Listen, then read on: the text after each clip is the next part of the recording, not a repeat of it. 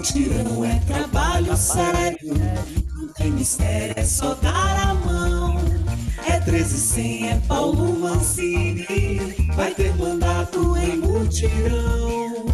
Mutirão é trabalho junto, mudando o mundo com a nossa mão. É 1300, é Paulo Mancini, vai ter São Carlos em mutirão.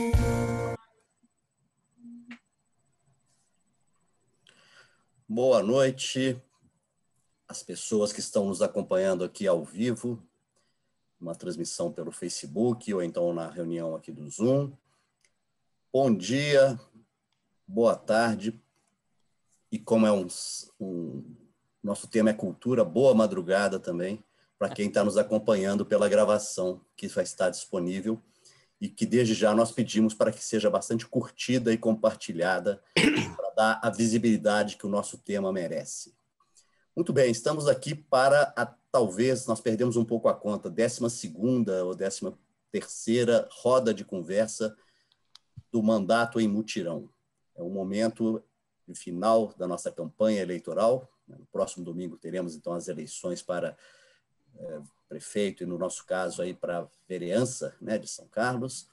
A nossa campanha vem transcorrendo bem, estamos bastante animados e, sobretudo, pela oportunidade que temos tido de conversar, de trocar ideias, de compartilhar com pessoas. Algumas pessoas que nem, às vezes, estão aqui em São Carlos, mas no nosso caso hoje não, são pessoas da nossa cidade mesmo, mas que têm trazido várias contribuições, vários temas para podermos pensar, né, a cidade, pensarmos as nossas atividades, tudo isso.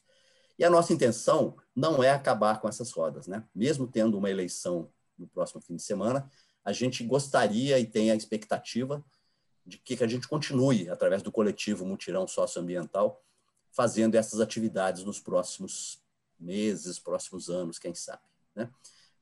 O momento está sendo, apesar de termos muitas dificuldades, né, que começam justamente pelo fato de a gente ter que fazer isso de forma virtual até agora, e talvez por mais algum tempo, e outras dificuldades, aí eu estou sentindo que está havendo uma movimentação das pessoas, um olhar que a coisa vai melhorar mesmo, né?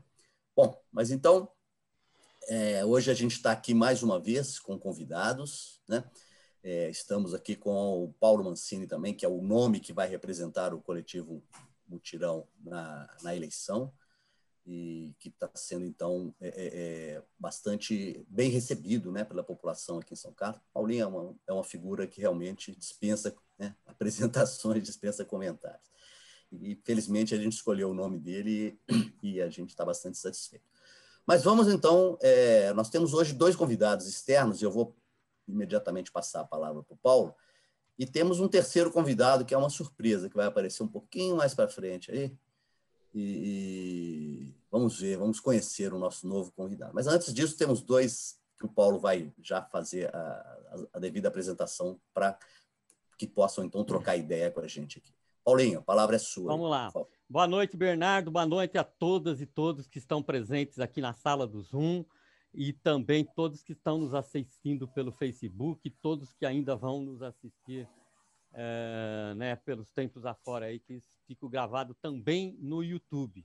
Nós não estamos transmitindo agora pelo YouTube, mas depois nós colocamos na TV em mutirão do YouTube. Essa roda de conversa sobre cultura estava um pouco encantada e desencantou-se. E desencantou-se principalmente por causa da participação do Murilo Barbosa, né, que é maestro, já está há, creio que uns 15 anos, depois você confirma, Murilo, residindo em São Carlos e bem casado, já com fruto maravilhoso, né? Da família, casado com famílias de imigrantes japoneses, da família Cuba aqui de São Carlos, né? Que tem floricultura lá no mercado municipal. E o Murilo é o responsável pelo desencanto dessa roda de conversa, que já há tempo que a gente vem planejando, né? Mas não acontecia porque a gente falou, bom, tem que ter alguém realmente da área cultural, né, dentro de alguma arte, envolvido com alguma arte, que esteja junto com a gente.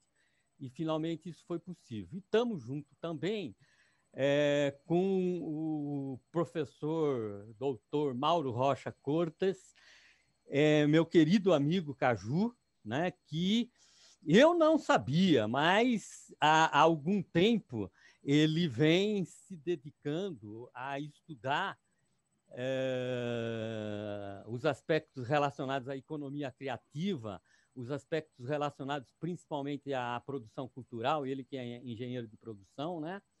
E também está fazendo uma atividade de muita utilidade para todo o setor cultural, que é a agenda do ócio, né? Isso, eu gostaria de agradecer muito já a presença de todos, e a gente também vai ter algumas atraçõezinhas culturais que eu espero que dê certo e vão ser um pouco de surpresa.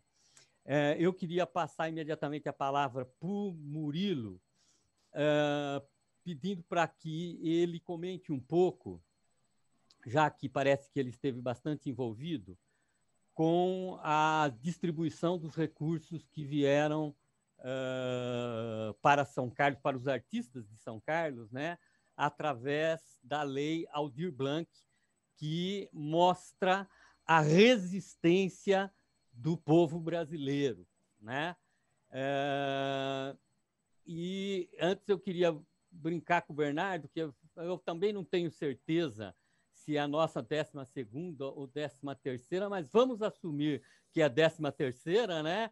Que é o número 13, e que amanhã nós temos mais uma atividade, que é uma conversa minha com o Dr. Augusto César Penalva de Oliveira, um neurovirologista. Então, é mais um. Então, 13 mais 1 e mais 20 fica 13.100, que é o número que deve estar na urna no próximo domingo, para que o mandato em mutirão seja efetivamente um mandato e possa trazer grandes contribuições, como eu tenho certeza que pode trazer, para a cultura de São Carlos.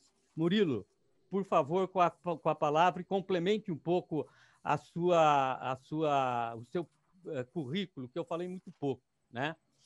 Muito agradecido desde já. Bem, gente, boa noite. Eu que agradeço esse convite. Eu sempre falo que o Paulinho, eu conheci ele pessoalmente 3 anos atrás, né? Quando ele me chamou para dirigir um show em homenagem à Violeta Parra. E desde então eu sempre falo para todo mundo que eu conheço o Paulinho e que eu gosto de conversar com ele, porque toda hora que eu sento para conversar com ele, eu aprendo alguma coisa sobre a história de São Carlos, né? Um cara que domina mesmo a história, ele me fala dos nomes, das famílias, das coisas que aconteceram aqui. Eu acho isso importantíssimo, né? Eu moro, na verdade, em São Carlos, Paulinho, há 10 anos, né? Na verdade, eu frequento a cidade desde 2001, né? Que quando eu comecei a namorar a minha esposa, lá em Londrina, ela estudava lá, e eu já vinha, né? Conheci a cidade, então já em 2001 foi a primeira vez que eu pus o pé em São Carlos. Mas aí, desde então, eu morei em Araraquara também um tempo, de 2005 a 2009, mas também sempre atuando aqui, já atuando como um músico, né? Eu atuava como jornalista em Araraquara e eu decidi virar músico aqui no interior de São Paulo, aqui em Araraquara, aqui em São Carlos, com amigos daqui, né? Sim, você é jornalista, minha formação é essa, mas hoje minha profissão é músico, né? Perfeito. E vocês me referem a mim como maestro, mas eu fico até com vergonha, porque, na verdade, eu sou músico, eu sou arranjador, eu sou produtor, mas maestro é algo que realmente está um pouco fora das minhas ambições e as minhas atribuições. Mas, enfim, eu mexo com música, eu adoro fazer direção musical, dirijo shows, bandas, faço arranjo, produção, enfim. Dirige corais também, né? E agora eu estou trabalhando desde 2016, a convite da Flávia Bombonato, eu estou trabalhando junto com ela como pianista assistente e já também trabalhando muito nessa área, fiz arranjos nessa área, composição, e também sou regente voluntário, digamos assim, de um coral na paróquia São Nicolau, né? Mas que foi interrompido. Opa, que legal! O Padre Robson. Padre Robson, exatamente. Ele me convocou lá para ajudar e eu aceitei, né? Legal. É uma figura fantástica, em si, uma comunidade que estava precisando, e eu me dispus a ajudar e estava lá organizando um coral. A gente estreou na Semana Santa, né? Na verdade, na quarta-feira de cinzas, porque na Semana Santa já estava em pandemia, já não tinha mais nada, né? Mas a gente estreou o coral na quarta-feira de cinzas, no dia 26 de fevereiro desse ano. Enfim, e desde então, as minhas atividades pararam no dia 16 de março, exatamente na segunda-feira.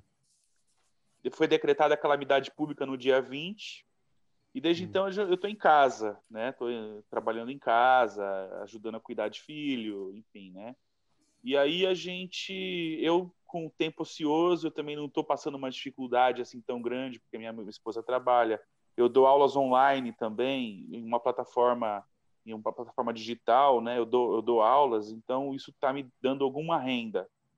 Então, assim, eu me dispus, então, a enfrentar esse desafio de encarar a Lei Aldir Blanc, né? Estudar isso, me enfiar nesse negócio, porque já que eu tinha tempo, eu me dispus a ajudar mesmo, né? Porque cada cidade ficou responsável por gerenciar os recursos, né? E criar um comitê para, na verdade, atuar exclusivamente com isso, né? Um comitê misto da sociedade civil e do poder público. Então, o primeiro passo foi, na verdade, a gente formou um fórum de cultura, né? Porque São Carlos, infelizmente, não está contando com um conselho de cultura atuante nos últimos anos, né? Houve um problema eleitoral sério e, enfim, precisa resolver isso. E aí foi chamado, então a gente decidiu fazer um fórum da sociedade civil para debater a cultura, para falar de cultura, e com foco primordialmente, nesse momento, nos aspectos da Lei Aldir Blanc, né? Para justamente informar os colegas, né, os artistas, sobre os detalhes da lei. Nós fizemos várias lives, fizemos várias reuniões para definir os rumos da lei aqui, né? Como a gente vai atender, como é que a gente ia dividir os recursos, qual mais ou menos o perfil da classe artística. Isso foi uma coisa não muito fácil de se fazer, né? A gente precisou fazer 14 reuniões, foram 3 meses de reuniões semanais, mas muito organizadas, né? Tem um núcleo de pessoas muito interessado realmente em fazer isso, né? E eu sou uma pessoa que estou no meio disso. E a gente conseguiu, né? Tivemos essa vitória aí de conseguir primeiro fazer o decreto. Praticamente nós redigimos o decreto, entregamos na mão da prefeitura, que entregou na mão do jurídico. E todo ele com demandas e atendendo a pedidos aí da sociedade civil, né? Os grupos de cultura popular, tentando ser inclusivo, né? Incluir os espaços que estão previstos na lei, né? A Lei Aldir Blanc, ela é muito aberta e inclusiva, né? Mas os mecanismos do poder público para realmente fazer isso acontecer, eles são limitados. A gente sabe que a gente tem muitas questões burocráticas para enfrentar, né? Como é que você faz um pagamento? Como é que você faz o termo de você empenhar os recursos? Isso tudo tem um procedimento muito que é necessário, né? Porque é dinheiro público, mas ao mesmo tempo isso emperrou um pouco a lei, né? E, infelizmente, o poder federal, o executivo federal, ele demorou muito a fazer a regulamentação da lei, porque a lei surgiu no Congresso de uma forma muito interessante, né? Uma união de quase todos os partidos. Apenas o Partido Novo não votou na lei, todos os outros partidos aprovaram, e depois demorou 2 meses para o poder executivo regulamentar essa lei, né? Isso criou assim, e depois ela vem para o município tem que, então, fazer várias também regulamentações para pagar aqui os espaços culturais. Isso levou um certo tempo. E a gente só conseguiu finalizar o primeiro decreto no final de outubro. E aí, logo em seguida, já também fizemos os textos dos editais, que são as ações culturais, e a gente criou um prêmio para reconhecer a trajetória dos artistas da cidade, né? Porque já que o dinheiro é emergencial, ele tem que socorrer os artistas, nada mais justo do que, então, a gente premiar essas carreiras, né? O dinheiro chegar rapidamente para os artistas, né? Eles não terem que ficar fazendo projetos somente tentar fazer projetos para conseguir dinheiro, né? Então foi criado esse prêmio, foram criados 185 prêmios individuais e 40 prêmios para grupos, para premiar realmente, chegar o dinheiro nos artistas. Quer dizer, né? que eu estava com essa dúvida, os recursos eles vão ser repassados mediante algum projeto, algum trabalho que os artistas realizam ou não? É Também. Que Também. duas coisas. As duas coisas. O edital ficou assim, são 185 prêmios, 40 para coletivos, 185 individuais, e um outro edital, sim, que vai ser de fomento a ações culturais, e a gente fez um edital muito aberto, que ele não é dividido por linguagens artísticas. Na verdade, você propõe um projeto qualquer, que possa ser encaminhado pela internet, porque estamos numa pandemia, afinal de contas, e um projeto de qualquer natureza que você comprove que você tem competência para fazer aquilo, que você tem um currículo, que você tem recursos, que o dinheiro vai dar para fazer, esse projeto, são 60 projetos que vão ser contemplados. Legal. Ô Murilo, depois talvez eu peço para você falar um pouco mais sobre os critérios, né, para o artista se cadastrar e participar, mas antes Sim. eu queria pôr o Caju na nossa roda e perguntar para o Caju o seguinte, o Caju é um engenheiro de produção, quer dizer, a finalidade é fazer a coisa produzir. E como que você se mete numa agenda do ócio, Caju? Explica para a gente, conta um pouco esse seu viés aí. Na verdade, a produção de qualquer coisa só faz sentido se tiver ócio, né? Porque viver pela produção não poder aproveitar a produção, não faz sentido produzir, né? O ócio é fundamental, né? Inclusive o Domênico De Masi já fala sobre o ócio há 2 décadas, né? E a gente pode... Agora, a agenda do ócio, ela começou... o que é a agenda do ócio? É um grupo de WhatsApp que tem hoje umas 350 pessoas, né? Começou de forma muito espontânea, né? Na verdade, é uma ideia, né, que já vinha pensando há muito tempo, que é a ideia de você não saber o que acontece na cidade, né? Você saber que acontece muita coisa, você escutar que acontece muita coisa e quando você fica sabendo já passou e tal, né? E um dia eu estava até na casa no Café 7, né? Estava conversando lá com o Preá, inclusive. Né? Preá, sim.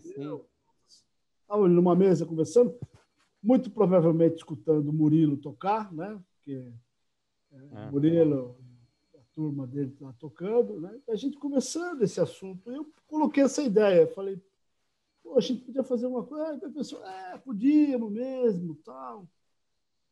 E aí eu cheguei em casa naquela mesma noite, né? Tinha conversado, pô, então eu posso botar você? Falei acho que com o Bernardo também, né? Você estava junto também, né, Bernardo? Se eu não me engano. E aí a gente fiz lá um grupo e botei aquelas pessoas e mais algumas outras, né? Esse negócio foi ganhando uma proporção que não imaginava, né? O que é interessante, o que mostra o potencial que isso tem, entendeu? Acho que mais do que a existência de um grupo de WhatsApp é você saber o tanto de coisas que acontecem na cidade que a gente nem sabia, né? E um número maior de pessoas ficar sabendo, porque na verdade, cada pessoa também tem essa coisa das mídias sociais, né? Cada pessoa tem os seus grupos, então essas coisas repassam. Então, você tem 350 pessoas ali, mas isso chega em 2, 3, 4 milhares de pessoas, tá certo? Então, isso mostra primeiro, tanto de coisa que tem na cidade, a capacidade, né, presente na cidade, né, de artistas maravilhosos e competentes nas mais distintas áreas, né? E que precisam, né, de uma política que dê conta, né, uma política que passa pelo poder público, né, mas não se esgota nele, né, de política de um lado e de articulações de outro, no sentido de potencializar isso. Eu tenho absoluta convicção de que São Carlos pode ser a principal referência cultural do interior do estado de São Paulo, né? Uhum. Porque São Carlos tem uma potência, algumas potências. Uma, a qualidade dos seus artistas, né? E o segundo, São Carlos tem público. O artista precisa de público. Sem público, a arte não decola. Murilo pode falar isso com muito mais propriedade do que eu, né? E São Carlos tem público. Um público não só que tenha renda suficiente, mas que tenha uma referência, né? Que, por exemplo, que valorize escutar o jazz, né? Que é uma música mais sofisticada. Se você não tiver uma quantidade suficiente de pessoas que tem um hábito, né? Tem uma capacidade de leitura daquela expressão e de valorização daquilo, o artista não vai ter ninguém para escutar, né? Então, São Carlos tem.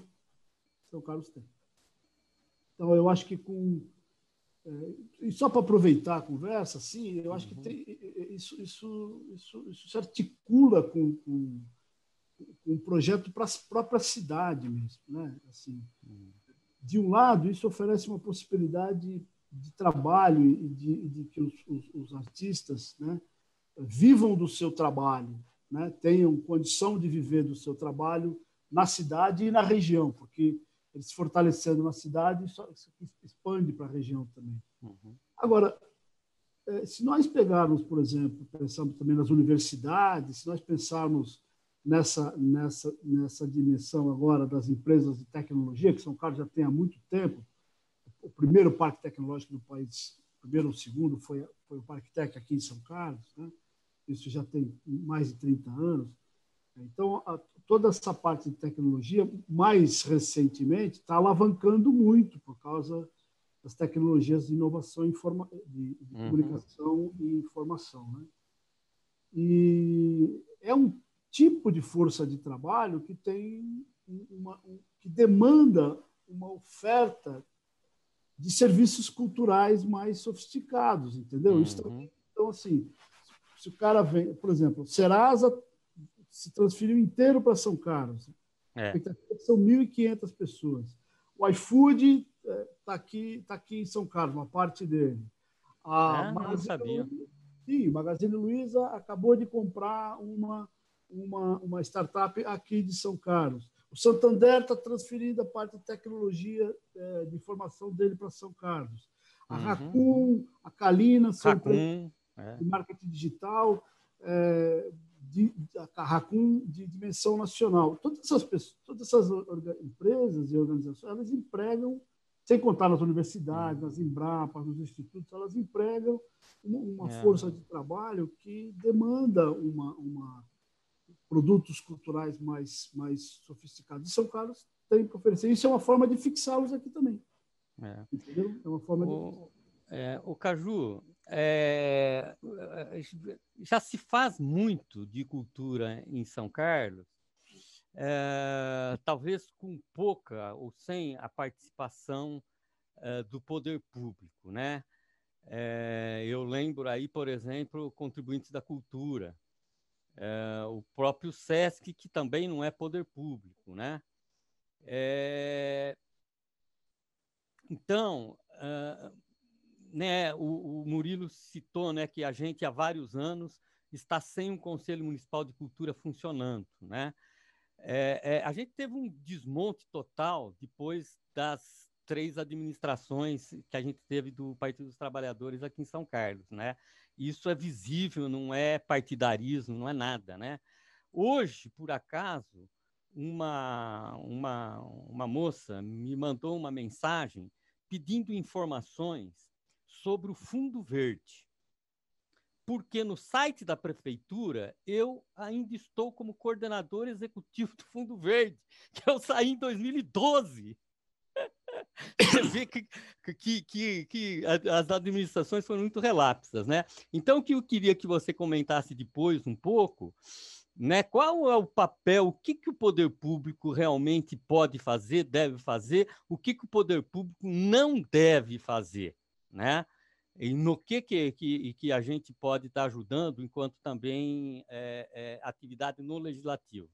E agora eu quero ver se a gente faz a nossa primeira atração cultural, e eu queria pedir, é uma homenagem que a gente faz aos nossos antepassados que faziam cultura aqui em São Carlos, né? Então, homenagem a músicos das décadas de 20, 30, 40 aqui de São Carlos. Eu queria pedir para... E essa é uma contribuição do Luiz Calabrese, que tem como companheira a Luísa, ele chama Luiz e casou com uma Luísa, né? Muito legal, né? E o avô dela era um grande músico de São Carlos. Coloque a música, por favor, Helena. A gente ouve a música, depois o Luiz Calabrese fala um pouco sobre o autor dessa composição, que vocês veem que é muito interessante. Vamos ver se fica boa, né, a gravação.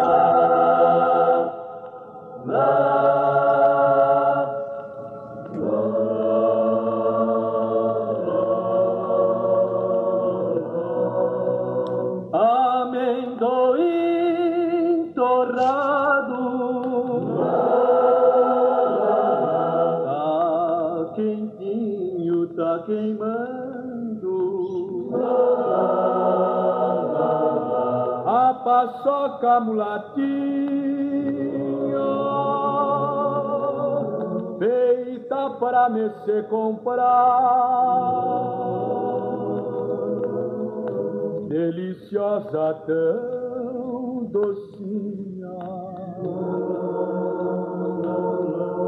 está mesmo de abafar. Compra pipoca em almoço,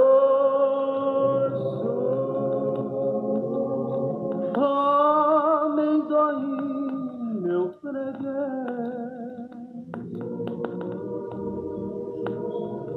A paçoca está um colosso,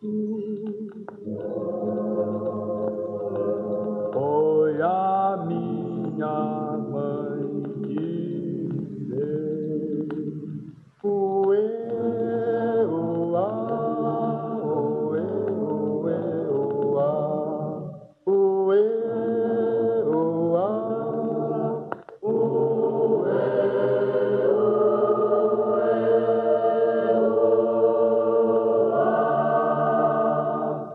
Se a cabocla cai no samba, vai sambando malemar. A cabocla não é bamba, não dá jeito de sambar.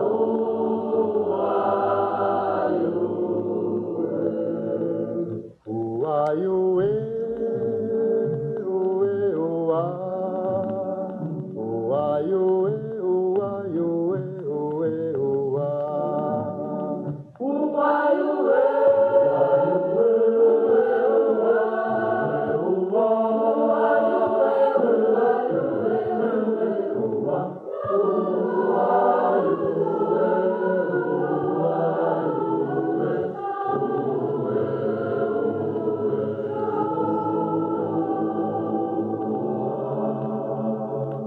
já surgiu a linda aurora, espancando a escuridão. A morena foi-se embora, mas ficou no coração. Uai, uê, uai, uê, uê, uá.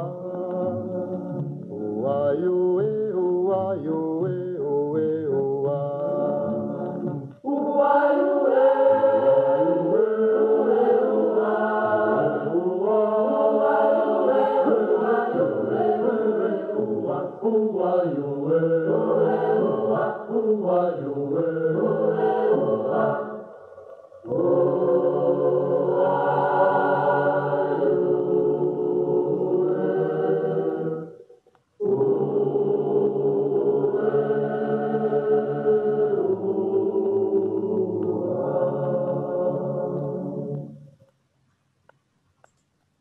muito legal. Depois a gente quer ouvir os comentários do Murilo Barbosa, e agora eu quero que o Luiz Calabrese fale um pouco da música, da composição, o autor, depois um pouquinho da biografia do autor. Por favor, Luiz. Opa, muito obrigado. Um prazer. Boa noite para todos e todas. Um prazer estar com vocês aqui. Puxa, eu sou assim... Lembrar que o Luiz é um dos nossos vereadores do mutirão. Candidatos, né? Candidato. Vai depender de todo mundo votar aí para que ele se torne um vereador em mutirão como nós todos aqui. Com certeza, com certeza. Estamos chegando. Vamos lá. Isso daí. Bom, é o seguinte, a música que vocês acabaram de ouvir é desse LP aqui, bem antigo, da década de 50. Ele se chama Duas Cidades Cantam. Foi um projeto interessantíssimo, do qual o avô da minha esposa, a Luísa, o Andrelino Araújo Vieira, ele participou da organização de produzir um lado A e um lado B com duas cidades, né? Então, um lado para São Carlos e outro lado do disco para Dois Córregos. E quem participou disso também, que foi importantíssimo, a Olga Ferreira, o João Sepp também, né? Tem aqui o nome dos participantes, tá? que é importante para não ficar de fora. Mas o que é interessante, um comentário sobre essa música, é porque ela fala... o chiado mesmo, é isso mesmo, Maia. Eu tentei buscar aqui do disco. Esse começo, que vamos dizer, esse canto orfeônico, que era a especialidade do Andrelino, né? E que desenvolveu isso em São Carlos, e depois, talvez aí um dos últimos representantes, o Wilson Cury, né? Sim, sim. Ele fala do amendoim, ele fala da paçoca, e o Andrelino, em 1923, no dia 13 de maio de 1923, ele conseguiu pegar essa fala de um órfão que vendia essas que ele chamava de gulodices. E ele vendia para tentar trazer dinheiro, trazer recursos para poder se manter. Isso. E o Andrelino, ele tinha essa característica, ele era um observador das pessoas e do que elas faziam, e ele procurava traduzir isso em letras. Claro. É importante, né? É importante você frisar que a composição, a letra e arranjo é tudo dele, né? Isso. Porque tem algumas que não ele só tem participação. Né? Ele não é são carlense, ele nasceu em Santana do Parnaíba, ele entrou aqui para São Carlos, concursado, inclusive, no Álvaro Guião. Era professor do quê? De música. Música. Exatamente, é isso, aproveitar, porque esse é um dos nossos projetos que a gente quer brigar, para que a gente tenha ensino em tempo integral e o contraturno seja dedicado a artes, esporte e lazer, né? De verdade, né? Acho que é isso, mas vamos fazer isso progressivamente, que de imediato é difícil, mas é isso daí. Por favor, continue. Não, mas eu já estou encurtando porque tem muita história e eu me empolgo, então eu vou dar uma encurtada aqui. Eu sei que o tempo é curto. Aí, em 1922, ele trabalhou, né? Começou a trabalhar no Álvaro Guião, começou a organizar os chamados... o grupo Orfeão de Estudantes, tá certo? E depois, isso ganhou fama, né? Ganhou representatividade na cidade, só que depois ele foi para São Paulo. Né? Mas é interessante que, em 1958, é fundado esse grupo em São Carlos, o Orfeão São Carlense. O Orfeão São Carlense ele é fundado em 1958. Aí ele vai para São Paulo, ele vai lecionar no Caetano de Campos, vai se aposentar lá, e o último trabalho, até onde a gente tem informação, porque é difícil ter algumas informações dele, ele trabalha no Conservatório Oswaldo Cruz, tá? Lá em São Paulo. Lá em São Paulo. E tem um detalhe curioso, e talvez o Murilo, o pessoal, eu não entendo assim muito de música, gosto de ler, mas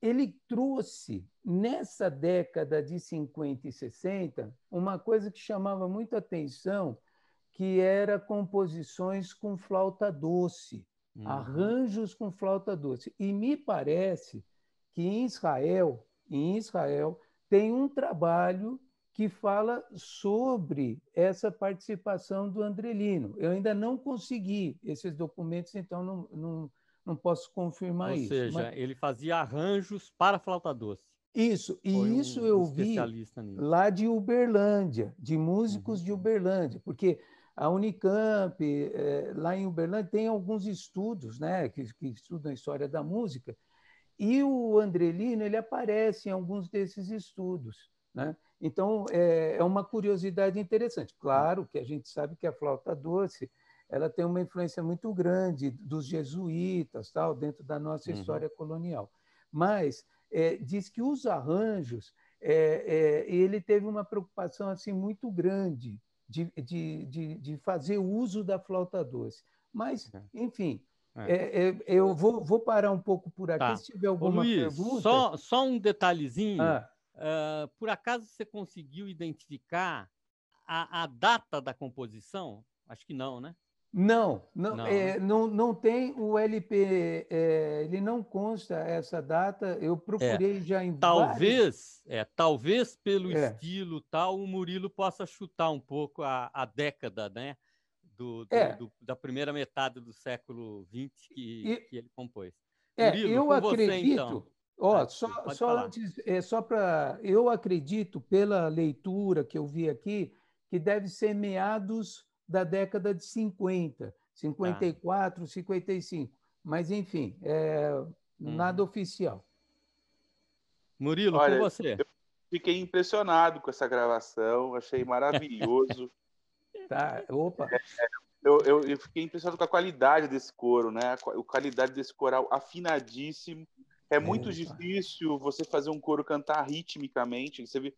E eu chutaria, justamente você falou década de 50, eu ia chutar entre meados dos anos 40 e começo dos anos 50. Por quê? Por causa da influência do baião. Que eu tô sentindo no ritmo dessa música. Né?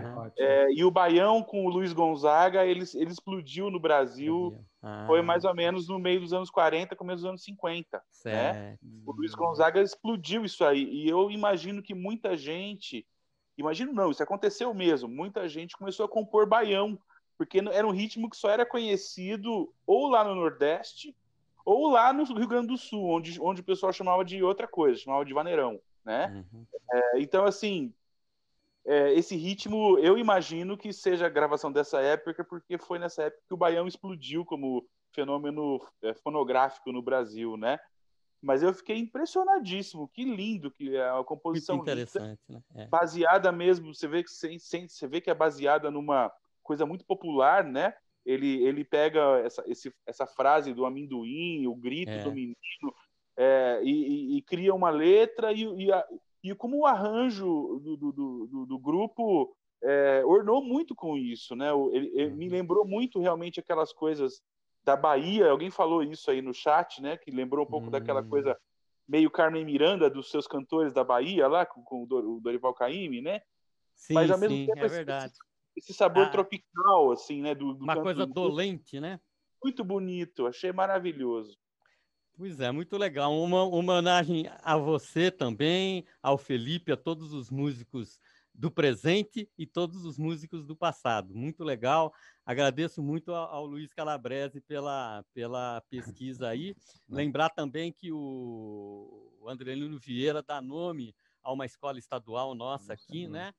E é muito importante a gente reconhecer e ser grato ao passado. Outra coisa que também me impressionou, eu achei que essa história de música nas escolas e o canto orfeônico fosse um pouco produto do nosso Heitor Villa-Lobos, né? Quando ele trabalhou no governo de Getúlio Vargas, e ele colocou como obrigatório canto orfeônico em todas as escolas do Brasil, né?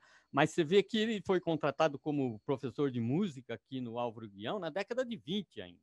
Foi bem antes do Heitor Villa-Lobos participar do governo federal, né? Muito legal. Bom, eu queria, então, perguntar para a nossa produção aí se tem alguma pergunta, se alguém quer fazer alguma outra pergunta, se tem alguma pergunta no chat. Bernardo, por favor. Será que o Bernardo saiu? Não, estou aqui. Saiu. É que eu não estou monitorando o Facebook. Tá. Aqui no Será que nosso... a Helena pode ver se tem alguma Na coisa? nossa reunião está todo mundo só comentando aqui. Mas vamos em frente. Você tinha deixado uma pergunta para o Caju. Vamos ver se a gente resgata. Não, vamos passar a pergunta para o Caju. Passar a bola para o Caju. Vamos lá, Caju.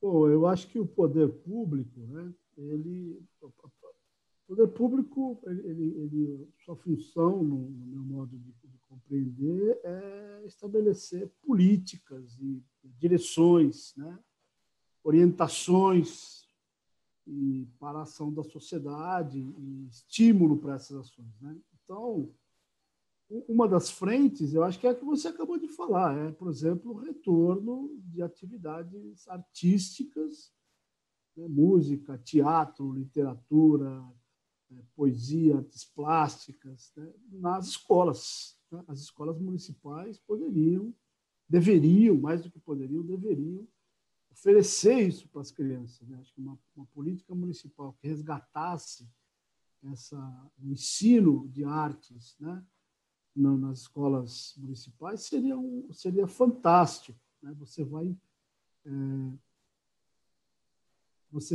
não só contribuindo para uma formação mais humanista e sensível das pessoas, né? Como, do ponto de vista de uma dinâmica mais econômica, você vai favorecendo a criação de público, né?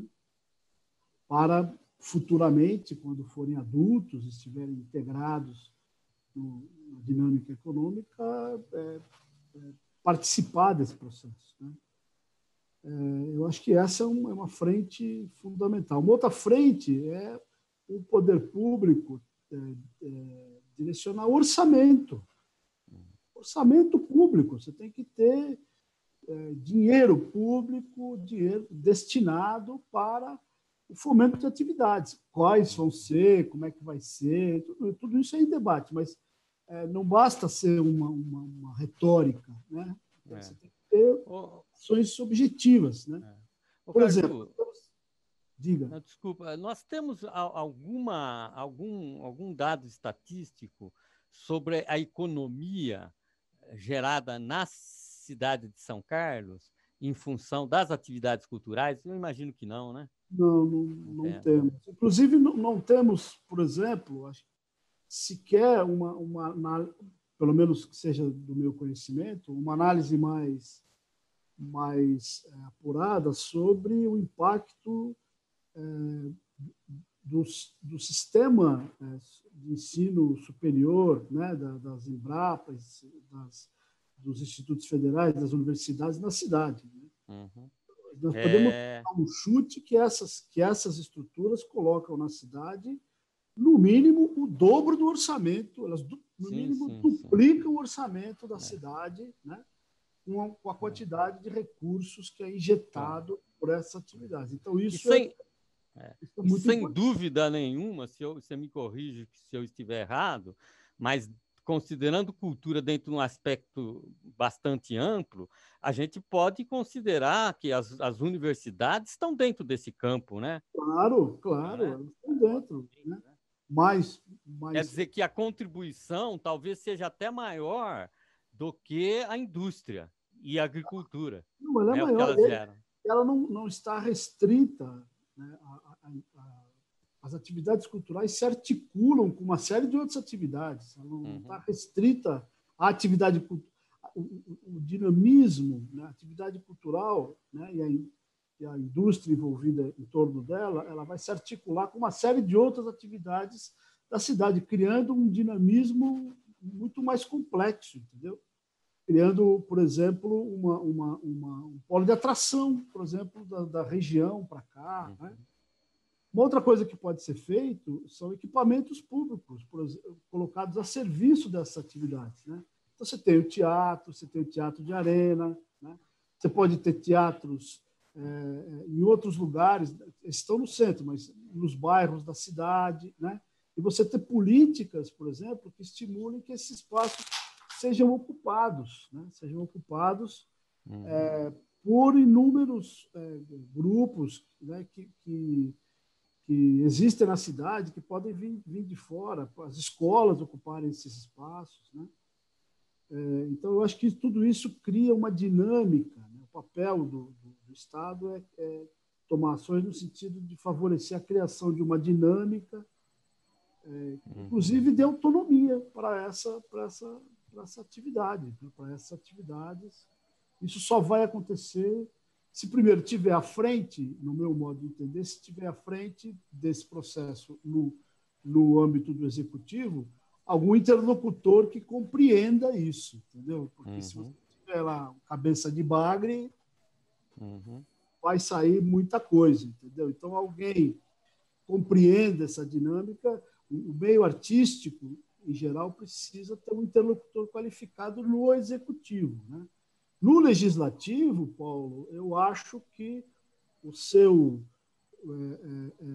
mandato e o mandato dos outros colegas junto com você pode fazer esse papel, no sentido de não só trabalhar dentro do legislativo para que essas atividades sejam compreendidas como sendo... Elas vão muito além de um músico tocando num barzinho. Isso é muito mais sofisticado do que isso, é muito mais profundo do que isso. Isso é fundamental, né? Mas isso é só a pontinha do iceberg, pode estar junto disso, né? Então, no âmbito legislativo, eu acho isso fundamental também. Bernardo? Não, eu não sei, desculpe me interromper, Caju. Não, só ia comentar, ia pedir para o Murilo falar um pouquinho, porque, além da questão da Lei Aldir Blanc, esse conjunto de pessoas que se articulou recentemente em torno do Fórum da Cultura também elaborou uma carta e apresentou aí aos candidatos. Tal. Eu queria que o Murilo comentasse um pouco para a gente. Nas 2 últimas noites, o Paulo, inclusive, teve a oportunidade de participar e aderir a esses documentos. Queria que ele falasse um pouquinho aí, talvez para complementar aí o que o Caju já vinha falando. O que o Caju fala é fundamental, na verdade, né? A questão de orçamento para a cultura. Porque, no fundo, a nossa sociedade hoje, a gente tem que saber muito bem onde a gente está pisando. A gente está pisando numa sociedade que é um sistema capitalista. Isso significa dinheiro, né? Tudo é dinheiro. A gente não faz nada. Obviamente, você precisa desse interlocutor que não seja um cabeça de bagre. Você precisa de pessoas qualificadas, você precisa de um diálogo, mas você precisa do dinheiro, né? E aí é que está o lance do legislativo, né? O orçamento, das contas, né? O legislativo tem ali a sua forma de interferir. E realmente a gente fez uma carta dentro do fórum, na verdade já resgatando uma carta anteriormente feita, já em 2016, para tentar encaminhar algumas demandas para os poderes, poder executivo, poder legislativo. Por quê? Porque existe, no fundo, esse negócio de cultura, que o Caju fala muito bem, você tem que ter políticas, né? O poder público ele estabelece políticas, diretrizes, né? Para a gente executar e seguir um caminho, né? E isso existe. Existe um texto, existem vários textos do chamado Sistema Nacional de Cultura. Isso existe. Existe um plano, que, inclusive no âmbito municipal, feito em conferências municipais. Épocas lá que a gente já sabe, na épocas de 3 administrações do PT aqui. Veio a administração Paulo Otomani, demoliu com tudo isso. Essa última administração agora a gente sente uma recuperação de alguma coisa, mas ainda não estamos falando em política cultural, né? E aí vem a questão da nossa carta. A nossa carta, uma espinha dorsal dela é justamente o estabelecimento de políticas culturais. A gente precisa de políticas duradouras, que não sejam políticas de governo, a gente precisa de política de Estado, né? Políticas que permeiem todos os governos, né? E isso é uma necessidade urgente, que a gente tinha isto articulado com o governo federal, né? Até os anos 2010, 2012, em 2014 já fomos perdendo, e isso foi sendo simplesmente destruído, né? Aquela velha história que no Brasil não se constrói, você sempre está se fazendo tudo de novo, né? A gente nunca consegue construir uma política contínua, a gente está sempre, trocou o governo, o cara vai lá e destrói o muro e constrói outro, né? Então, assim, a gente tem essa cultura política aqui que se reverte na falta de política cultural, né? E isso é essencial. E o que o Caju fala vai totalmente de encontro com o que eu realmente penso sobre cultura. A gente não pode nunca pensar a coisa sobre um aspecto unidimensional. Eu vejo muita gente falando em cultura e mercado, cultura e mercado, cultura e mercado. Mas o que o Caju nos coloca é que é o seguinte: a cultura ela se articula em diversos níveis. Ela não se articula só com o mercado, ela se articula com o ser humano, ela se articula com várias atividades que não estão só pautadas pelo mercado, né? Não é só oferta e procura. Você precisa ter seres humanos que realmente consigam interagir, porque a cultura é um meio de interação, a cultura é uma pele, né, das pessoas. Enfim, é um meio de interação. Se você não pensar a cultura assim, se você pensar ela só como um mecanismo de ganhar dinheiro, essa é uma forma unidimensional de pensar, e isso, na verdade, é o fundo do que a gente está vivendo hoje, da crise que a gente vive hoje no mundo. É você pensar tudo em relação a mercado, né? Só o mercado é a regra que não se quebra. E eu vi uma pergunta que foi feita aqui. Opa. A Jane, acho que fez no Facebook. Legal. Passado aqui no chat, a querida Jane Falkowski, ela pergunta como é que a gente pode articular os espaços públicos com a cultura, né? E eu acho, para mim, na minha visão, o espaço público ele não é só alguma coisa que você exibe algo ou que você realiza algo. O espaço público é um lugar onde você cria civilização, né? Você civiliza as pessoas quando você coloca elas todas no mesmo lugar, todas elas são capazes de abrir os seus ouvidos, fechar seus olhos e prestar atenção em alguma forma artística. Isto é civilização. Isso significa que a gente consegue trabalhar em conjunto, a gente consegue cooperar, a gente consegue conviver, né? Então, assim, a minha visão, Jane, a resposta para a sua pergunta é: a gente tem que articular espaço público, cultura, juntamente com educação. Até por causa daquela questão de que, se a gente não formar público, a gente precisa saber formar plateias no Brasil. O Brasil, muitos já falaram, o Brasil é um país... Qual a diferença entre público e plateia? Não, a gente tem pessoas que adoram música no Brasil. Dizem, né, o Brasil é um país musical. Certo. Mas não temos plateias musicais. Não temos plateias que conseguem entender um show, isso que o Caju coloca. Como é que você coloca como é que você cria uma plateia de jazz? Né? Eu não digo nem de jazz, mas eu digo assim, como é que você cria uma plateia para teatro, uma plateia para cinema? Como é que você consegue criar obras de arte para isso? Né? Educação, né? Eu acho que justamente passa por essa articulação que a Jane coloca de espaço público com cultura. A gente precisa transformar o espaço público num espaço didático.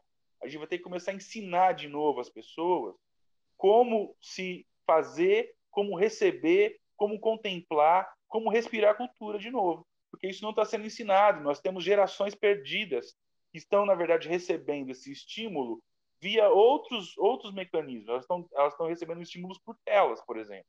Tela de celular, tela de tablet, tela de televisão. Então, enfim, a gente tem um sério problema, na verdade, o fundo, não só em relação à forma capitalista, como a gente está entendendo a troca cultural, mas também como a gente está formando o próprio ser humano. né? A gente está formando um ser humano hoje também com esse pensamento unidimensional, apenas como força de trabalho, né? Nós não estamos pensando na questão do ócio que o Caju coloca, nós não estamos pensando na questão do lazer, nós não estamos pensando na organização do tempo livre das pessoas para elas se desenvolverem como seres humanos, né? Esse é o grande problema de fundo de tudo, né, que a gente tem. Então, assim, eu acho que na parte cultural a gente tem uma missão valiosíssima que, além das questões práticas aí, de questão de orçamento, questão de demandas de espaços públicos, de melhor criação de plateia, a gente tem uma demanda de fundo, que é a mais importante, que é a demanda de criar seres humanos sensíveis, pensadores e críticos, através da arte. Eu acho que isso é essencial. Muito, muito, muito legal.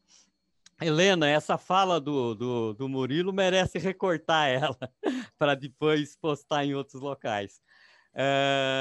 Eu queria que depois a gente entrasse num tema, tanto para você, Murilo, quanto para o Caju comentar, que é a cultura local, ou seja, nós temos em São Carlos aspectos culturais nossos que a gente pode dizer que são carlenses, que são carlopolitanos mesmo, que estão na nossa raiz, ou não temos?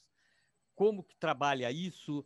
Enfim, é uma questão que eu gostaria de colocar depois, mas antes eu quero pedir para a gente fazer a leitura, mais uma atração cultural, a leitura de um poema que, na realidade, são excertos do Grande Sertão Veredas, de Guimarães Rosa, que, a partir de pequenas frases pinçadas do livro, construíram um texto que parece um poema. Quem trouxe isso para a gente foi o Marco Murilo, que é um dos nossos candidatos a vereador em Mutirão também, mas ele hoje não pôde estar presente, então ele mandou, e eu não sei se o Marcos Aboto ou o Bernardo, que é mineiro, lá da terra do Guimarães, que vão fazer a leitura para a gente. Por favor. Eu acho que vai ser eu mesmo, não estou vendo o Zaboto aí. Tá. Para mim é uma satisfação, né? Eu sou um rosiano roxo. E eu acho que isso tem a ver, Paulo, com a sua pergunta, né? O Guimarães Rosa é justamente considerado um universal no sertão, né? Ou sertão universal. Então, mera convergência. De repente, São Carlos é isso também, né?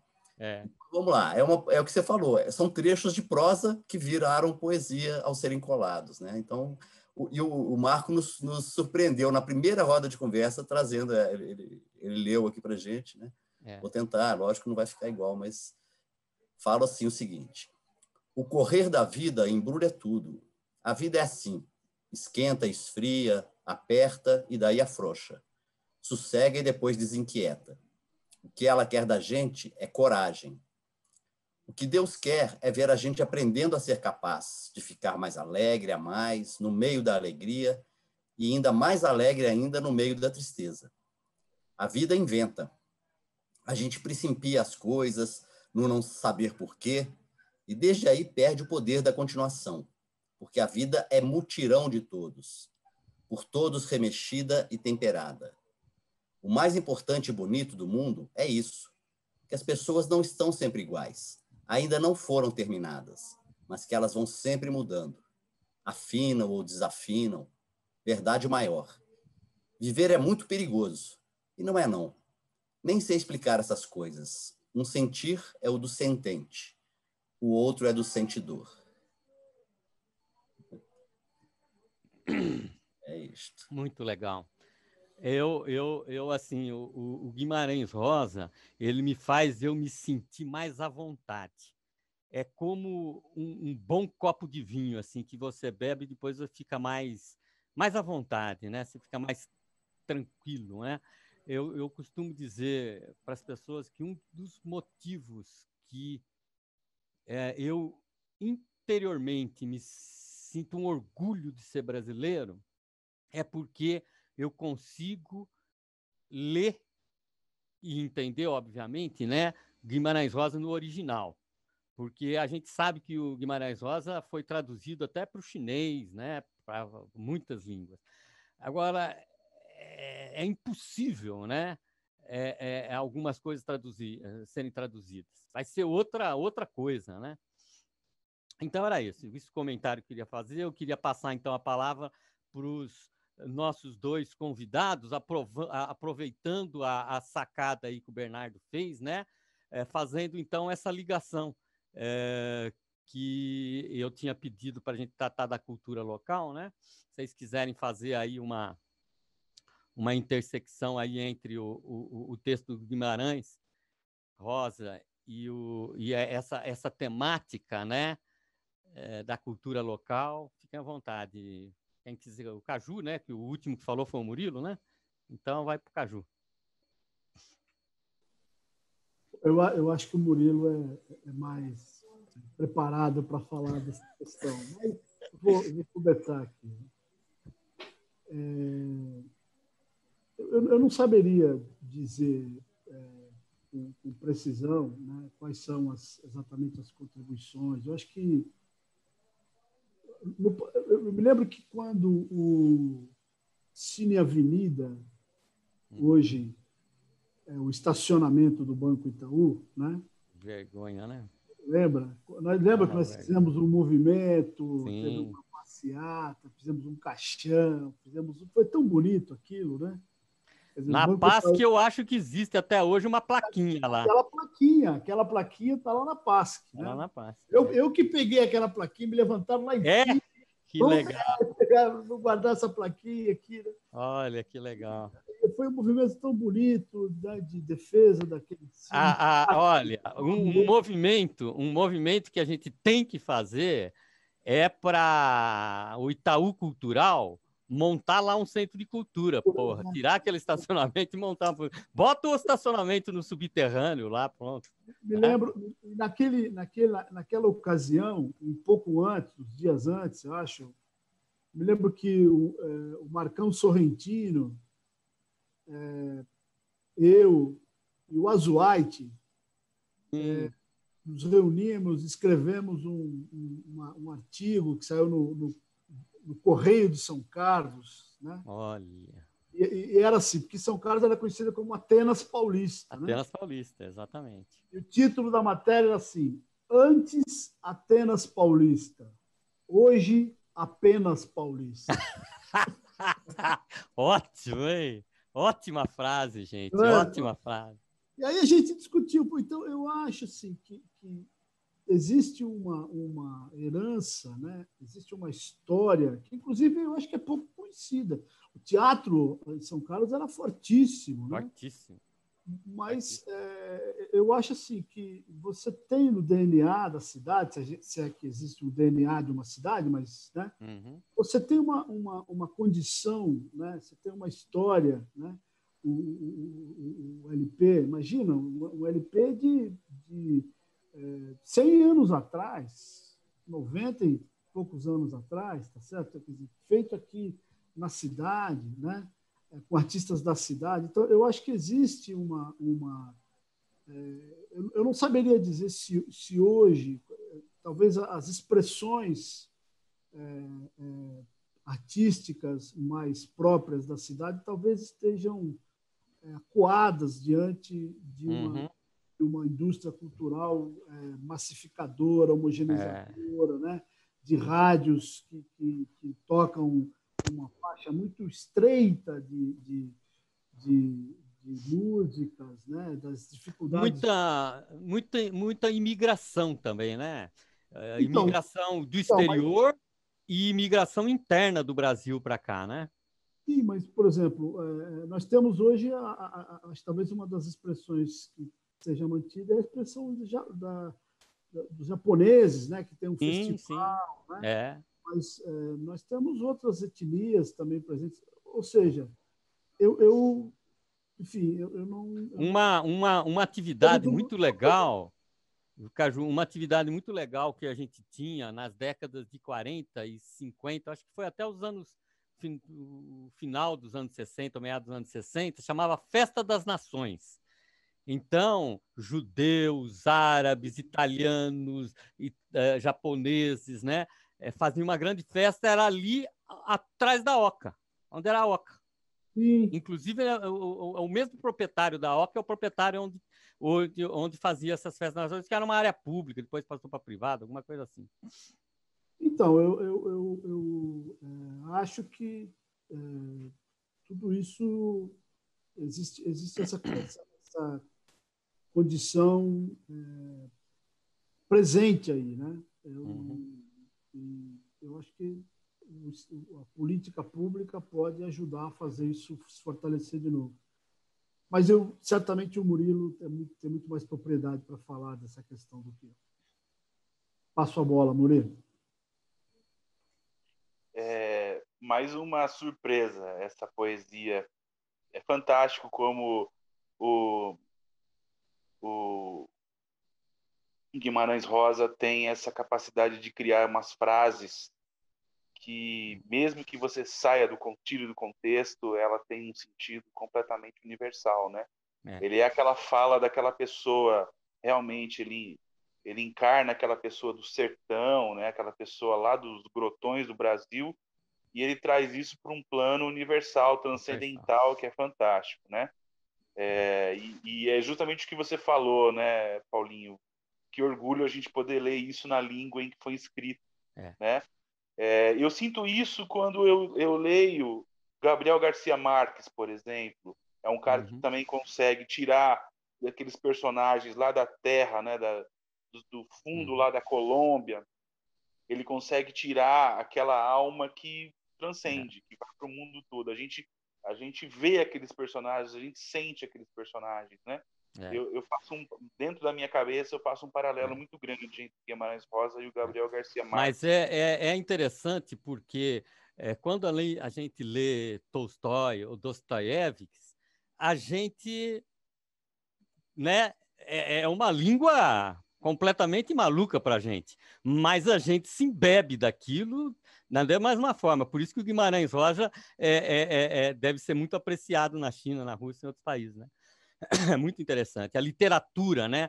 A capacidade da literatura para promover a paz, né? Quer dizer, a gente compreender que um cidadão russo-chinês é igual a gente, né?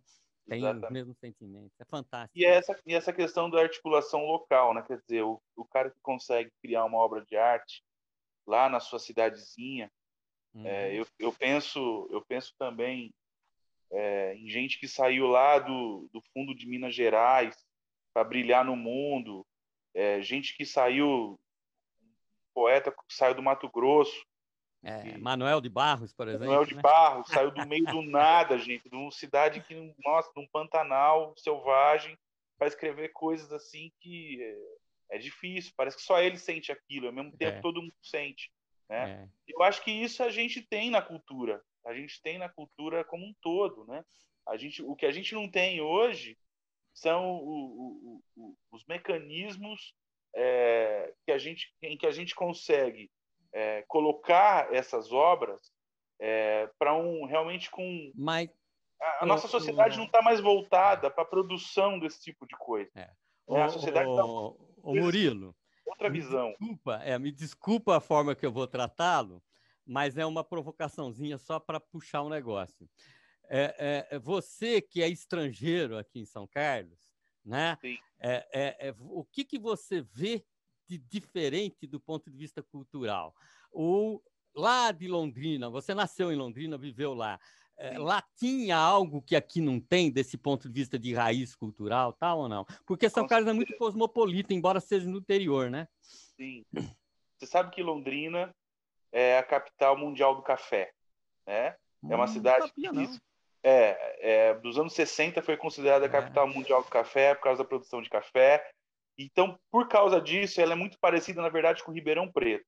Quando eu pisei em Ribeirão Preto, eu me senti em Londrina. É impressionante, né? Pelo lado bom e ruim.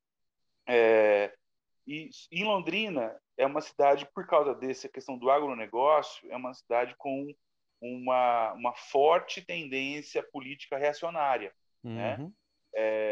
uma cidade nova, com 80 e poucos anos, mas parece que é, na verdade, uma cidade de muito antes do Império, né? Impressionante. Mas essa é uma herança cafeeira, né? Exatamente. Porque São Carlos também é filha do café, né? Só que aí Só que aqui tem uma diferença. O que acontece? Londrina, a cultura não oficial, digamos assim, ela nunca foi muito apoiada. Surgiu de lá uma vanguarda cultural que, na verdade, se uniu muito. E você sabe que toda a vanguarda paulista, na verdade, são londrinenses, né? O Arrigo Barnabé é londrinense, Itamar Assunção de Arapongas, criado em Londrina. Tá. Então, assim, a vanguarda paulista é muito londrinense, né? Tá. Aí, quando eu chego em São Carlos, o que eu percebo? Eu percebo que existe uma cidade velha, mas muito mais velha do que Londrina, né? Uma cidade com seus 164 anos, eu acho, né? E você já vê estruturas assim menos avançadas, digamos assim, do ponto de vista vanguardista, mas muito mais consolidadas, pelo menos do ponto de vista do mercado, por exemplo, né? Você vê um mercado cultural que, pelo menos no interior de São Paulo, é muito mais pujante do que em Londrina, por exemplo, né? Tanto é que eu pude trocar de carreira aqui em São Carlos e não lá em Londrina. Lá em Londrina eu tinha já um grupo musical, eu já estava terminando a faculdade de jornalismo, mas eu nunca me via. Eu falava, eu vou ser jornalista e vou trabalhar com música de vez em quando. Aqui eu pude tomar a decisão, pude falar, poxa, aqui a gente tem instituições, a gente tem muita coisa formal em relação à cultura. Isso, porque nós estamos, afinal de contas, é interessante. País, isso é antigo. Isso é antigo. E é devido um pouco às escolas. Você vê esse fato de, na década de 20, né, um maestro ser contratado pela escola, tal, né? A tradição do teatro é muito antiga aqui em São Carlos, né? Muito interessante. Você vê que isso cria estruturas, isso vai criando estruturas, escolas, né? Isso vai fomentando, na verdade, uma tradição. Londrina não tem isso, mas ao mesmo tempo tem uma união muito forte de uma certa nata cultural de vanguarda de música, de teatro, de dança, que formam, enfim, que formam coisas assim realmente revolucionárias, né? Mas aqui eu entendo que há um mercado cultural muito mais forte, muito mais estabelecido. Ô Murilo, espera um pouquinho que parece que tem uma criança aí que está querendo fazer isso que eu ia te falar. Viu, Paulinho? Você andou fazendo perguntas pesadas aí, fortes para os nossos convidados. Agora tem um moleque aqui querendo fazer umas perguntas para você, ver se pode. Opa! Você está tentando entrar aqui, vamos ver se ele vai conseguir. Curioso. Que isso? Ué? Tá chegando aí, mas né?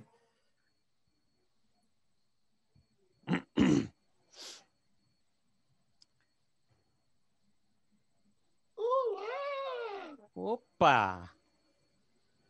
Meu Deus do céu! Quem que é você, pelo amor de Deus? É um tal de Paulinho Coisa Mutirão. bonita!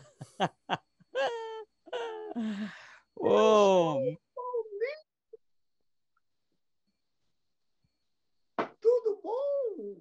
Tudo bom, tudo bem. Você já pode votar? Você já pode votar ou ainda não? Não, mas meus pais votam. Ah, então tá bom. Então eu vou conversar com você, porque senão eu não ia nem conversar, caramba. Mas não é verdade, não, porque eu tenho recebido apoio de muitas crianças, viu? Hoje mesmo eu recebi apoio de duas, a Clara e acho que a Alice, filhas da Ellen. Muito gostoso o apoio delas. Um grande abraço para elas. Se você conhecer elas, Paulinho, elas moram no Parque Fair, perto lá da Djanir. Não sei se você conhece. Beijos para elas. A Muito... Djanir, eu não conheço. Paulinho. Ô, Paulo. Oi. Posso fazer uma pergunta? Até 10 perguntas. Só que aí a Helena vai vai fechar a sala para a gente se demorar muito, mas vamos lá. Me diga, Paulo, o que você vai fazer para a economia solidária? Upa! Economia solidária é uma coisa que eu gosto muito, viu, Paulinho? Porque eu acho assim, toda economia ela deveria ser solidária, né?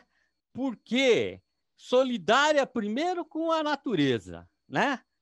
Com todos os seres vivos, com as plantas, com os animais, com o planeta todo, né? Porque, afinal de contas, eco é o ambiente, né? A mesma palavra que da ecologia. Então, não tem jeito da economia, né, não ser solidária com a natureza, né? E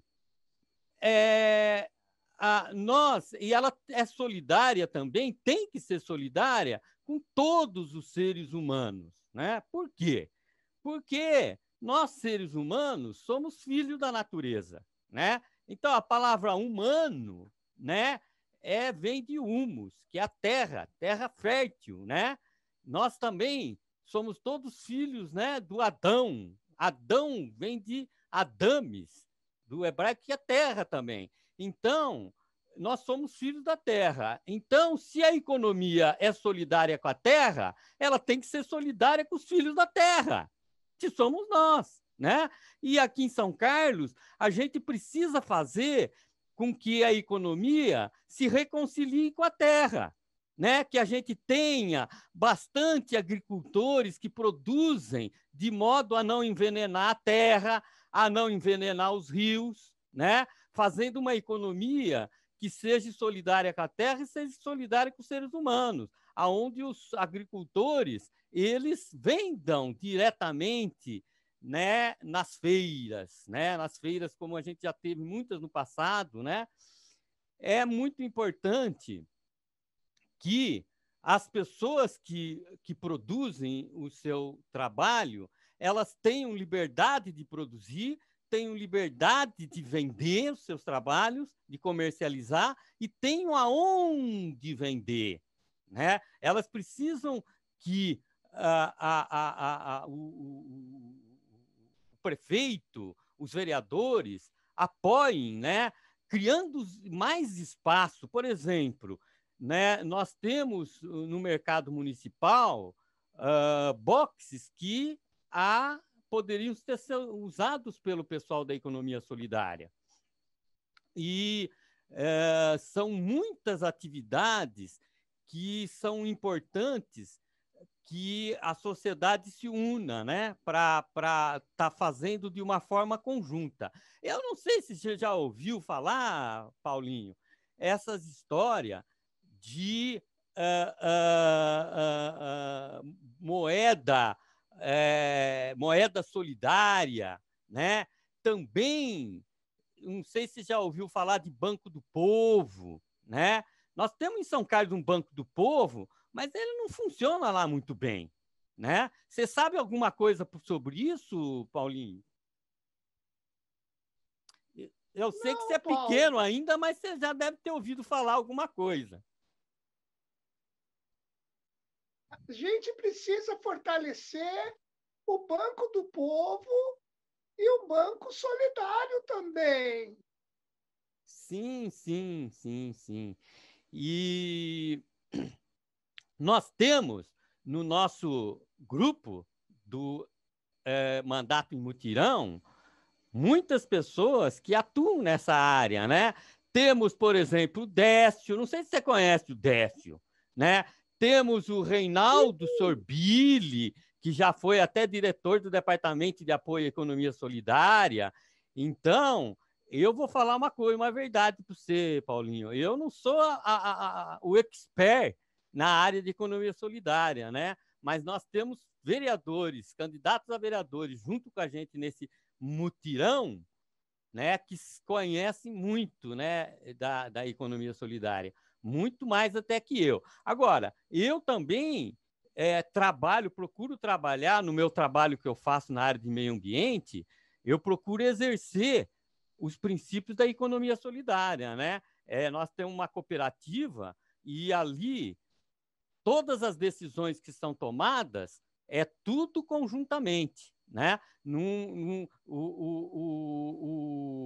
Tudo que tem que ser decidido, não tem uma pessoa que tem mais cotas ou tem mais ações é que decide. Tudo é decidido conjuntamente nessa cooperativa que eu trabalho também. Mas então é isso, Paulinho. Você quer fazer mais alguma pergunta ou quer mandar um recado para os eleitores de São Carlos? Eu quero dizer que eu apoio o mandato em mutirão. Opa! Parabéns! Vereador, 13.100.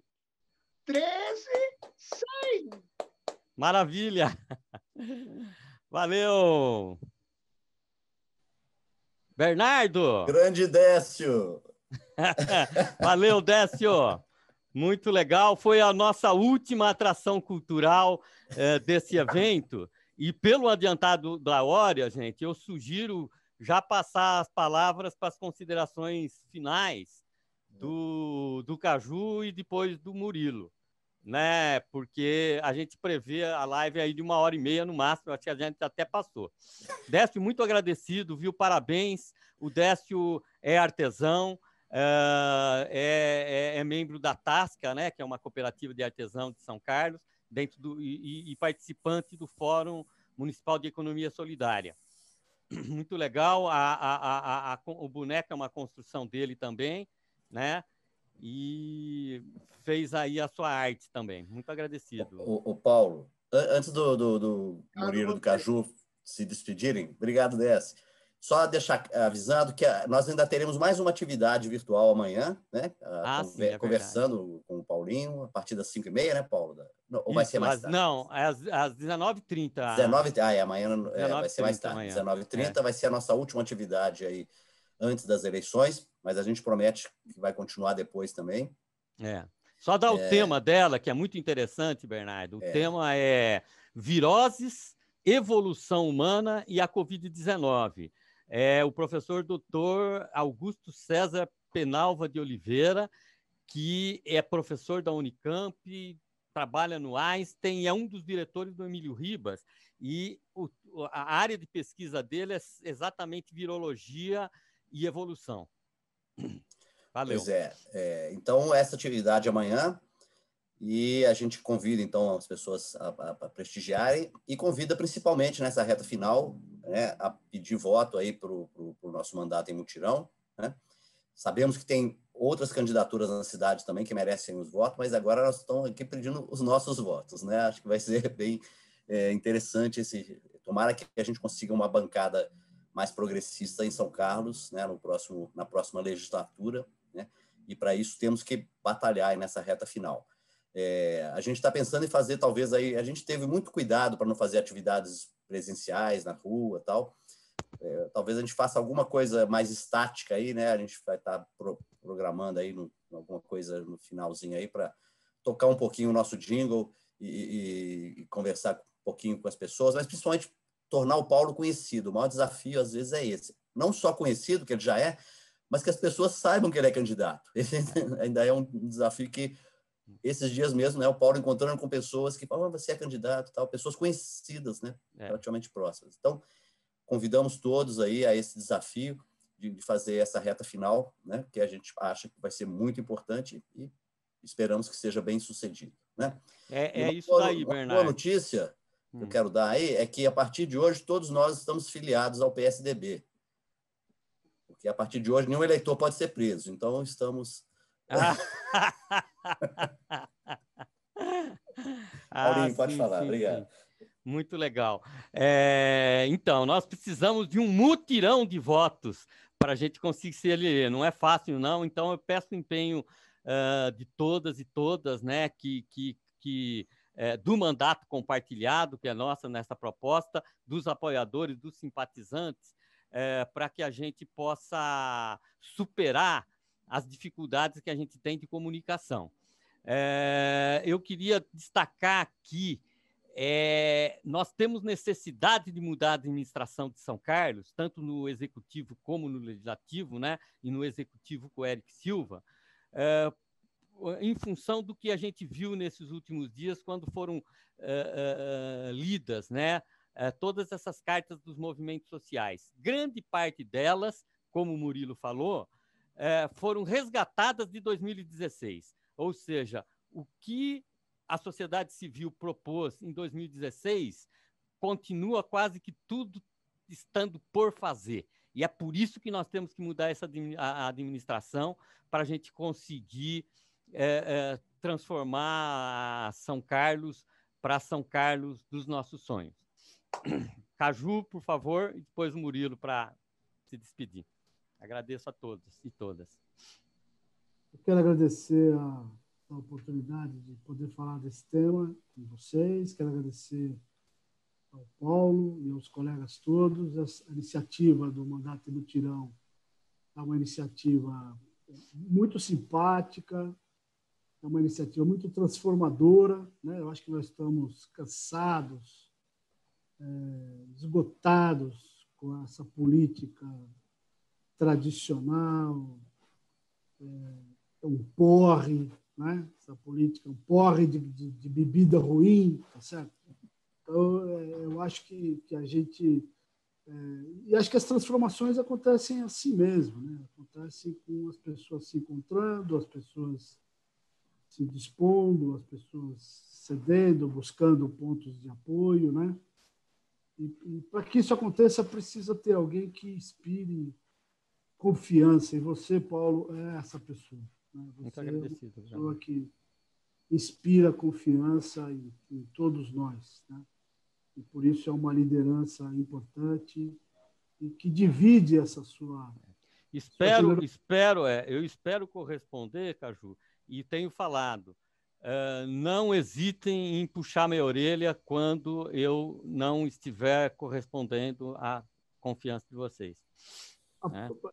Vamos só esperar um pouquinho para você chegar lá. Eu já tenho... A minha orelha já é grande, mas pode puxar, não tem problema. Vou deixar que com essa turma que está aí do seu lado, essa sua orelha vai crescer mais. Espero que não. Mas eu acho que é uma iniciativa muito legal e acho que é isso mesmo. Acho que é a hora de buscar voto, cada um nas suas redes, nas suas áreas de contato. E eu acho que é possível, né?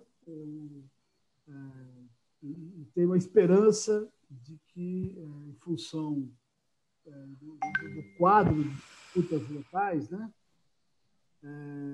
Que isso dê para o Eric e para a Rose uma oportunidade, uma chance. Eu acho que há uma chance concreta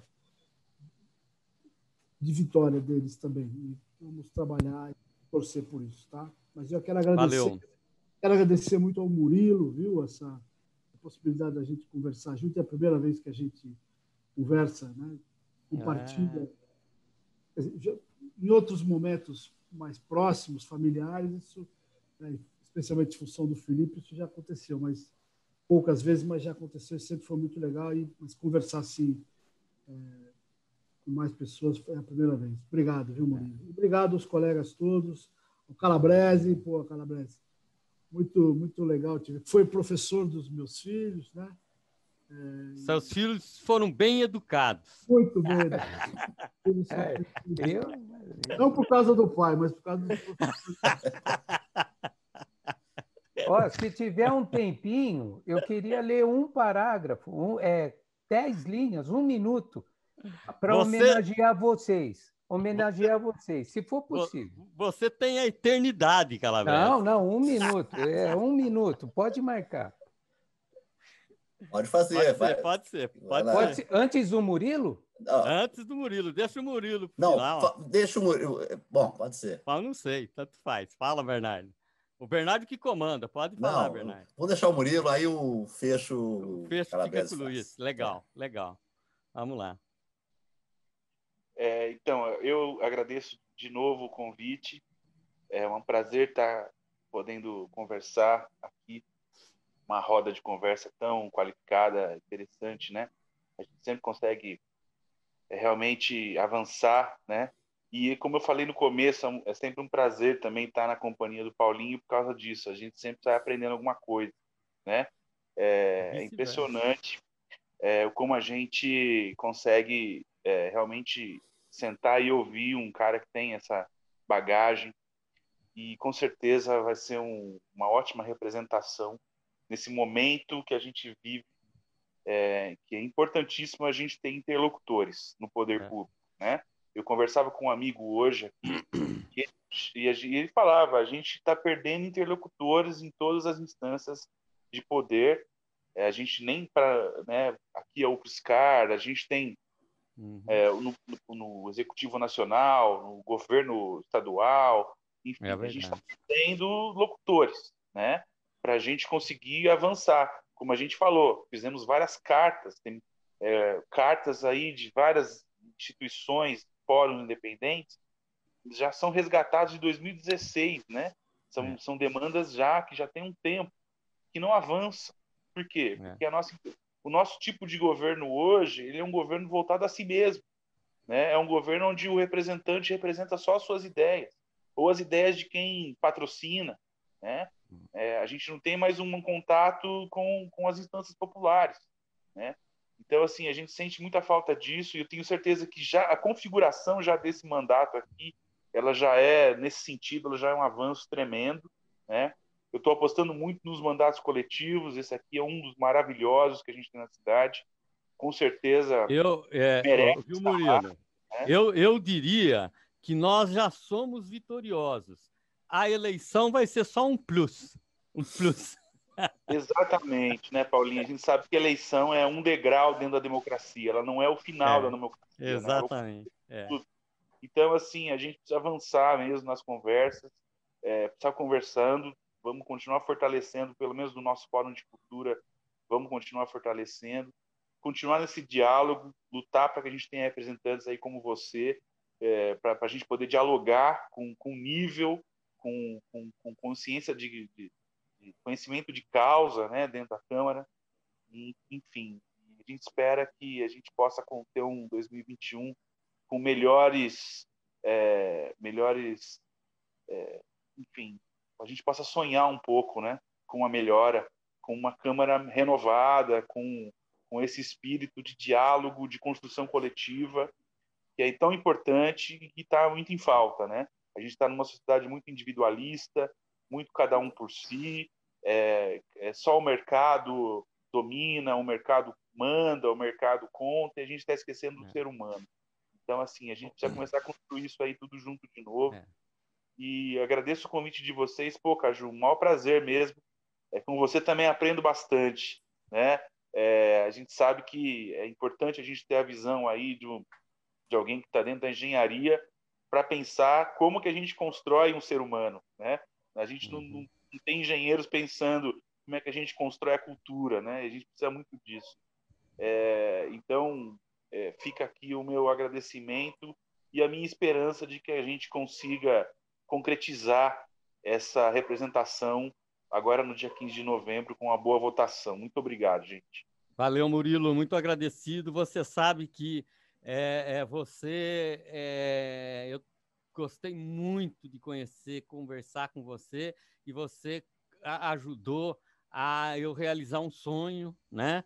E toda pessoa que consegue, que ajuda a gente a realizar aqueles sonhos que a gente tem mais dentro do coração, que é essa cultura que você procurou falar, que dá vida para a gente, né?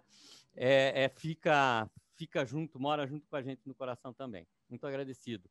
Luiz Calabrese, vamos aí para o fecho final. Opa, vamos nessa. Lá.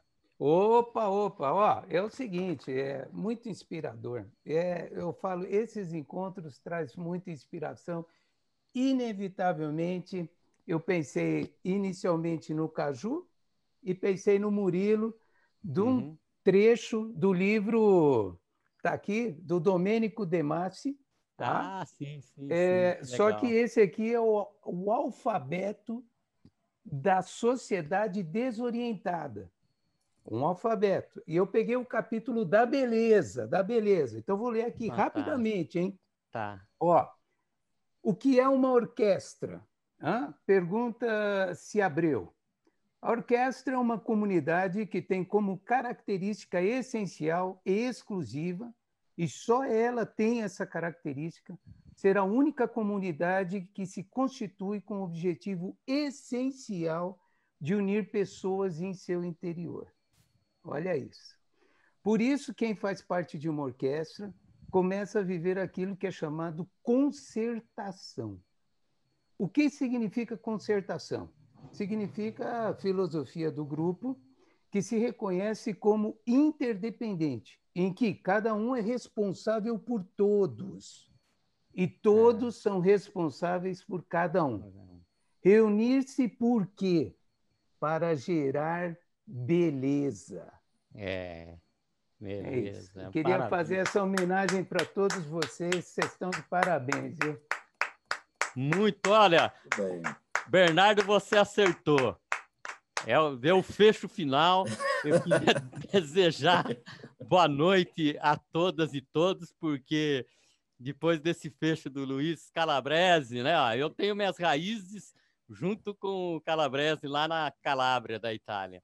Eu queria desejar muito boa noite para todos e os próximos 2 dias que a gente se dedique a arrumar bastante votos, porque, como eu disse, é preciso um mutirão de votos, né? Vamos que vamos. Uma segunda vitória, porque a primeira já tivemos. Exatamente, uma segunda vitória. Muito legal. Valeu, gente. Boa noite, Regina. Boa noite a todo o pessoal aí que eu não estou conseguindo visualizar. Boa noite. Abraço. Valeu, Murilo. Um prazer, um prazer.